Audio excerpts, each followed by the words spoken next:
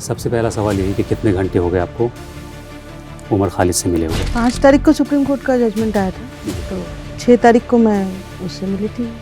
मनोज हसना, आपने कहा कि ये बिल्कुल बेकार केस है आपके मुताबिक, जैसा आप कह रही हैं। सुप्रीम कोर्ट ऐसा नहीं मानता है और जिनके ऊपर धाराएं लगाई गई हैं यूएपीए के तहत 43D5 जो लगाई गई है, उसमें कोर्ट को ये राइट है कि बिना दलीलें सुने वो सामने वाले की पहली नज़र में इस आधार पर उनकी बेल रोक दे कि संगीन इल्जाम उनके ऊपर। सबसे बड़ी अदालत ने ये कहा है। हमें तो पता है कि हम कुछ गलत नहीं किए और जो हो रहा है हमारे साथ वो अन्याय हो रहा है। जेल इज अ एक्सेप्शन और bell is a rule.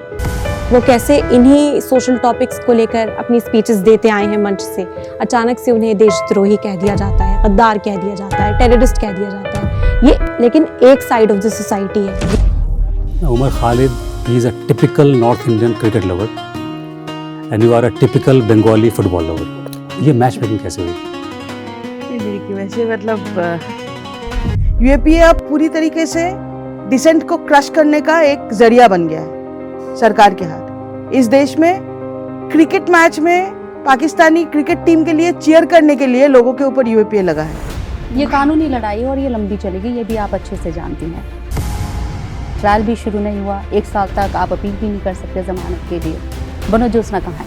If I am not wrong, करीब 400 बुक उसका हम लोग पहुंचा चुके हैं अंदर। उमर ने बहुत जोर से चिल्लाया, तब मैंने नोटिस किया कि उसके हाथ में एक गन है और वो